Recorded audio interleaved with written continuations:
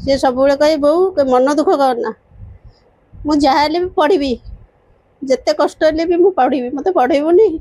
बापा ये पढ़ुनु मुझे पढ़ले मुझे जानी पारि मु बाहर गले सब शिखी जानी बाहर पढ़ी बोली आज तार सब जानी पाइला।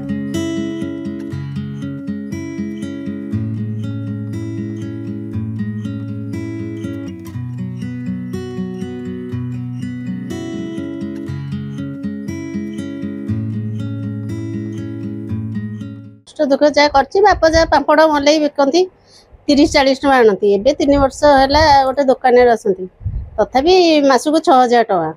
जो जी डेली कलेक्शन जो जी 200 आने जो न जी ना से पढ़ी तार भी अभिज्ञता अधिका सी सब कहे बहु मन दुख करना मुझे भी पढ़ी जिते कष्ट भी मुझे पढ़ी मत पढ़ेबुनि बापा ये पढ़ुनु मुझे पढ़ले मुझे जानी पारि मु बाहर गले सब शिखी जानी बाहर पढ़ी बोली आज तार सब जानी पाइला इठे कि तू जानी पारि न मो बापर भी बहुत खुशी बाप भी बहुत खुशी मो पु आज सका भी शोला आउसी देले कहले माँ माँ बो ता बो कहले बो मो पु पाई बा मेडिकल पाई कहीकि गले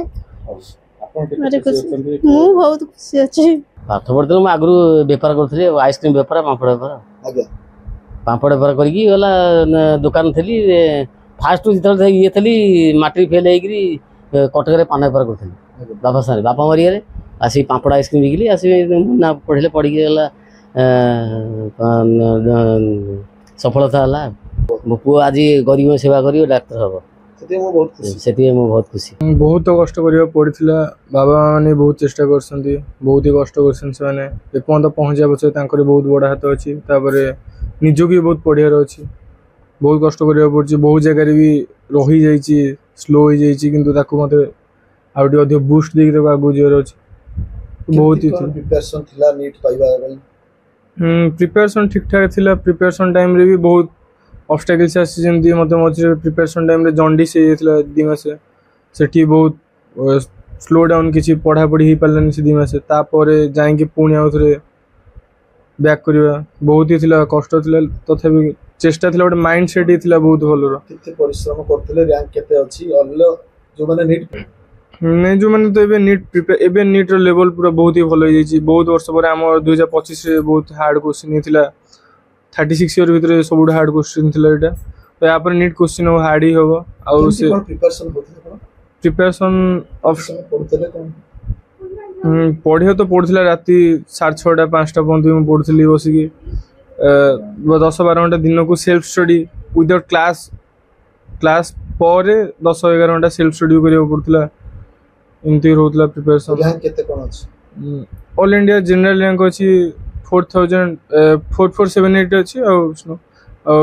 all India category rank PWD रे 3 अच्छी भाई आमर प्रथम आइसक्रीम या पापड़ बिकी गाँ बुला कर चलुले एवं तो पर दुकान रही पुतरार सब पाठ पढ़ारे कि अवदान थोड़ा सी आगू बढ़ी जाइए आम गाँ आम घर सफलतार सी मुख्य आगू जो डाक्तर हो ना रखो आमको गौरव आम गाँव आम परिवार भी ना रखो।